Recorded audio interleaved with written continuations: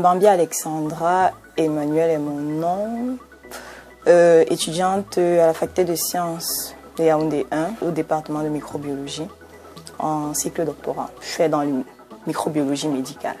Quel est le sujet de l'article dont vous souhaiteriez parler au public? Mon article, tout simplement, est centré sur l'utilisation de deux biomarqueurs, à savoir l'interleukine 2 et l'interféron gamma, comme des évaluateurs de l'antibiothérapie contre la tuberculose. Ça a été publié à Journal Tuberculosis Research en 2024. Qu'est-ce que les interleukines? Les interleukines, ce sont des molécules immunologiques. On travaille avec les policiers de l'organisme, c'est un peu ça, le système immunitaire. Et maintenant, vu que pour se passer l'information, il faut communiquer, donc les interleukines sont des molécules de communication. Voyez. D'accord. Voilà, donc ce sont des molécules qui sont censées donner le message à différentes cellules du système immunitaire par rapport à la présence d'un antigène ou bien d'un dysfonctionnement de l'organisme. Quel est le problème auquel s'intéresse votre article? La tuberculose est un problème dérangeant depuis. Le véritable problème, c'est qu'on ne le diagnostique pas rapidement. Il est diagnostiqué, que ce soit dans notre contexte, que ce soit ailleurs. La tuberculose se diagnostique lorsque le patient fait déjà la maladie, donc c'est-à-dire présente déjà des manifestations, toux, productive, sudation nocturne, etc.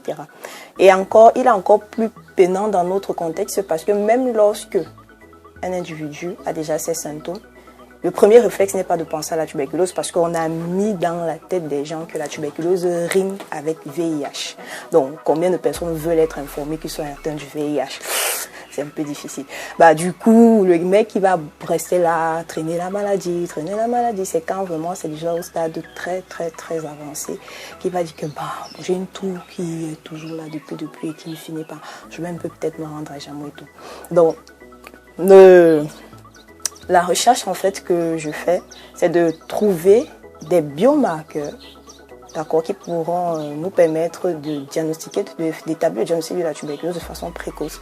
Et pourquoi même pas arriver jusqu'à développer un kit de diagnostic à partir de ces biomarqueurs identifiés, et même qu'on pourrait mettre la tuberculose comme une des maladies recherchées de façon routinière. Pourriez-vous nous présenter quelques résultats de vos recherches dans cet article? Déjà, je tiens à signaler que ce sont des préliminaires, parce que je poursuis avec cela. Donc ici, nous avons déjà eu je peux dire de très bons résultats, parce que cet article nous a permis de voir que les cytokines peuvent justement nous renseigner sur l'évolution de la tuberculose et même d'évaluer le traitement, parce qu'il y a aussi un problème. On a des patients, par exemple, qu'on déclare guéris sur la base des examens usuels, à savoir crachat, examen de crachat, radiographie, qui est c'est vrai que l'OMS propose autre chose, mais c'est ce qui est utilisé dans notre contexte. Vu que ces examens-là posent de très grands problèmes de limite, c'est très limité. Donc parfois on déclare un individu guéri de la tuberculose et quelques temps après il fait des récidives.